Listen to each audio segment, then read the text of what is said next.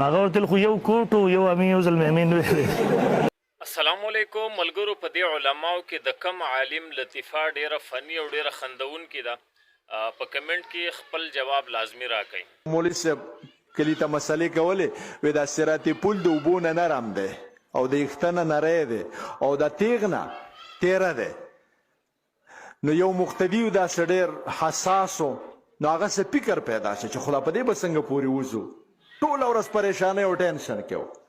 نو هغه مولا له ډوډۍ وکړه ماښام، ښه چرګې ورته غوړي او څه شی او څه شی ورته برابر کړل. په مولا باندې ښه په ډکه خېټه ډوډۍ وخوړله. بیا ورته وی مولوي صاحب ته مې دې دپاره راوغوښتلې چې نن دې یوه مسله کړې او زه ډېر پریشانه کړی یم. نو هغه وی څه مسله؟ وی تا وی چې صراطي پل دا د یخته نه نری دی او د تیغ نه تیره دی او د اوبو نه نرم دی. هغه ویل او که نه حدیث کې راغلی دی. ویل حدیث کې خو راغلی دي، ما ته هم پته ده چې د ځانه خو خبرې نه کې، خو لکه چې دومره نری نو موږ به پې څنګه پورې وځو؟ لکه د پورې وتو څه طریقې درځي که نه څه نری کوئ ښار ته. نو هغه ورته وویله وی دا نن چې د کم کار وکړه دا کومه قرباني چې دې وکړله، وی دا قرباني کله کله کوه که موټروی ملت جوړ نه که د سړي زوی بنیمه. دا ښځې داسې چل کې د زالي لور چې په دې مخونو باندې پوډر کې خو دا مرۍ او دا لاسونه یې تک تور راغلي دي. دا یې ګورې تاسو سوچ وکړئ جي صاحب، تاسو سوچ وکړئ دا ښځې په مخ باندې پوډر کوي. داسې یو ښځه ناسته وه عذر مبارکه کې مړي کې نه ناسته وه او دا مخ یې سپین نیولي و، نو دا نور یې ورته داسې پسخېدې را پسخېدې. دې ته زه اترکاتیزې وایم، څه وایم ته؟ اترکاتیزې. نو دا نور یې ورته داسې پسخېدې را پسخېدې وي. څنګه چل دی دا مخ دې څنګه راسې رڼا کوي، دا مخ دې څنګه سپین راختلی دی؟ وي زه یې خوارې شئ تاسو، زه خو تهجد کوم، تهجد او 8 رکعته تهجد د شپې کوم او د هغه تهجدو د برکته الله تعالی زما په دې مخ کې نور پیدا کړی دی. نو داسې یو بوډۍ ورسره ناسته وایي 100 رکعته کوې وي 8، وایي داسې چل کوه چې 14 یې که. وایي ولې؟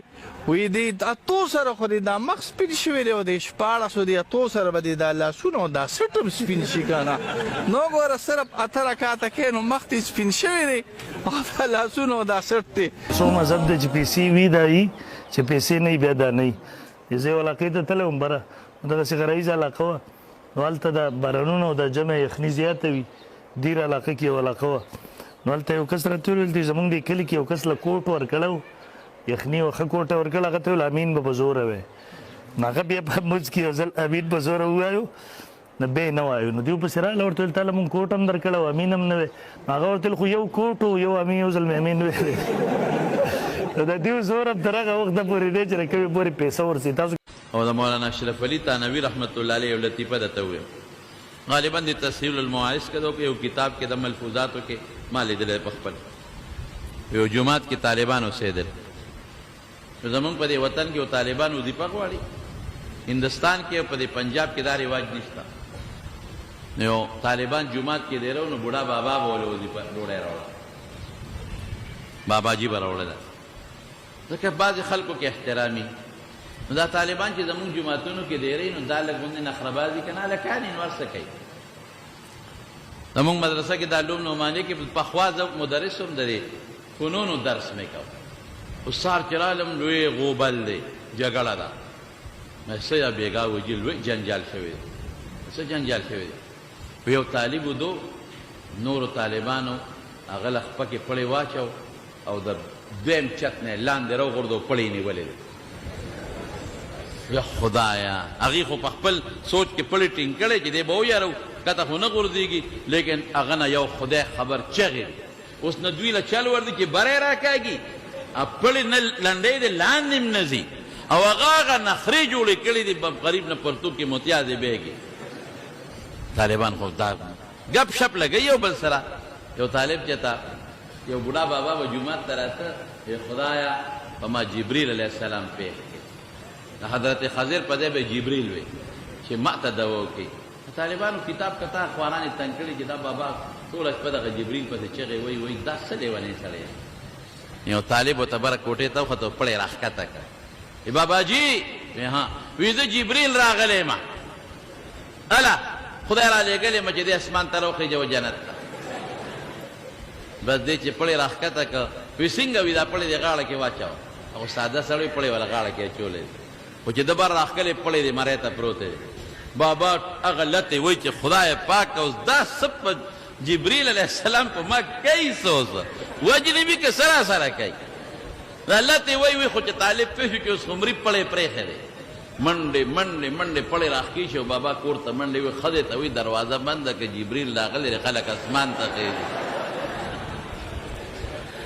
ټوکې خو کوي ګپ شپیانې که نه طالبان خپل منځ کې سره ناست دي نو خامخا ټوکې کوي نو طالبانو خپل منځ کې سره په دې بابا د غوی نوم یې ښودی